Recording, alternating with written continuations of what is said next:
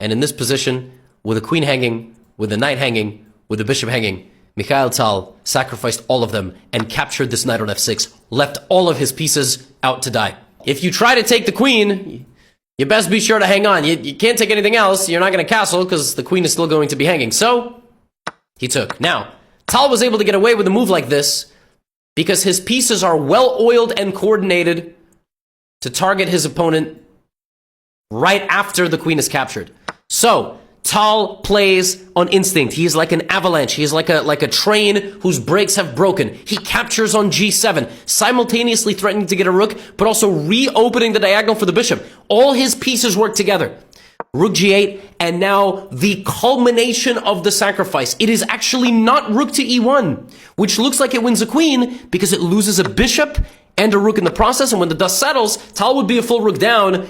He could grab the bishop on his way out, but then he would lose this. This is under fire, and he loses the endgame. No. Tal did one of two things. Tal either completely took his opponent's soul, or he would lead them into a deep, dark forest, and the road out of it would only be wide enough for one, and it would be for him. And the dust would settle, and he would be winning in an endgame. Bishop to f5! Sacrificing another piece, and another piece. All three pieces are hanging, and yet they all work beautifully, because you gotta choose who you're going for.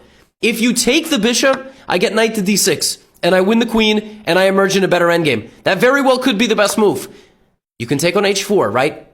He took the bishop, bishop e6, and then he tried to go for this. Tal just bulldozes in with more pieces. King e7, and beautifully gets out of danger, saving his rook, defending the bishop, and he goes g3, grabs this, bishop takes a6. But like I said, when the dust settled, Tal was left in a game where he was down a pawn, but black had 1, 2, 3, 4 islands, doubled and completely shattered pawn structure, and white was better. White is better in an endgame despite being a full pawn down.